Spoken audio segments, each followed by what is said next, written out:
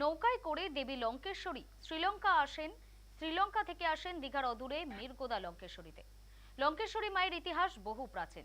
ইতিহাস প্রচলিত কাহিনী ও পৌরাণিক ইতিবৃত্তের সংমিশ্রণ লঙ্কেশ্বরীকে মহিমান্বিত করেছে। পূর্ব মেদিনীপুরের সমুদ্র উপকূলবর্তী রামনগরে মিরগোদায় অবস্থিত এই মন্দির। দেবী শ্রীলঙ্কার অধিষ্ঠাত্রী দেবী রূপে পূজিত হন এখানে।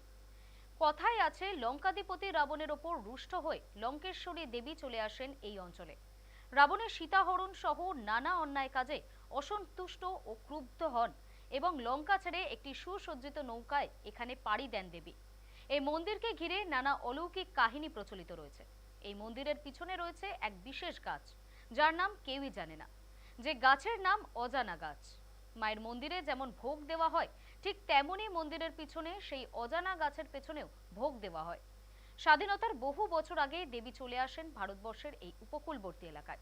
প্রচলিত আছে, প্রাচীনকালে লঙ্কেশ্বরী মন্দিরের কাছে সমুদ্র ছিল, একটি ছোট বন্দর ছিল, লাইট হাউস ও রেলা তার প্রমাণ।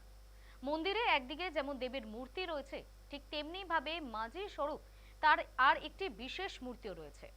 দেবী লঙ্কেশ্বরের মূর্তির সঙ্গে এক পাথরের চাইও রয়েছে, তাতে দেবীর বিভিন্ন রূপের কাহিনী উল্লেখ রয়েছে। মন্দিরে দেবীর বেদির সামনে রয়েছে গর্ত, যেখান থেকে সমুদ্রের আওয়াজ শোনা যায়, এমনকি সমুদ্রের জলও দেখা যায়। দেবীর সিংহল থেকে আসার ঘটনার প্রমাণ হয় সিংহলের সঙ্গে এই বন্দরের যোগাযোগ ছিল। লঙ্কেশ্বরী দেবীকে খুব ভালো করে দেখলেই বোঝা যায় যে উনি সম্ভবত বিষ্ণুর অবতার বরাহ দেবতা। জাগ্রত এই লঙ্কেশ্বরী দেবীকে পুজো দেওয়ার জন্য দূর দূরান্ত থেকে বহু মানুষ এখানে আসেন।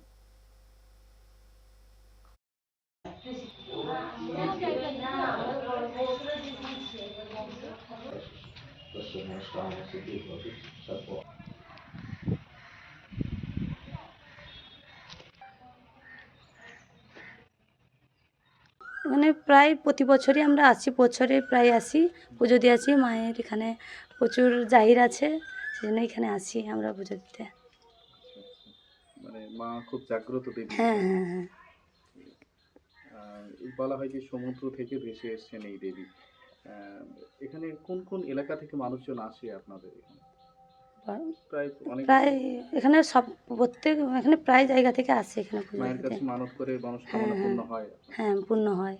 আমরা মানে আমাদের এই পূজারী বংশ 1905 সাল থেকে বঙ্গভঙ্গ আন্দোলন যে বছর হয়েছিল সেই থেকে পুজো করে আসছি। গত প্রায় 5 পুরুষ হয়ে গেল।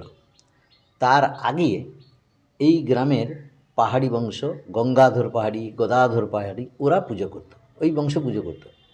তাদের কোনো উত্তর পুরুষ ছিল না,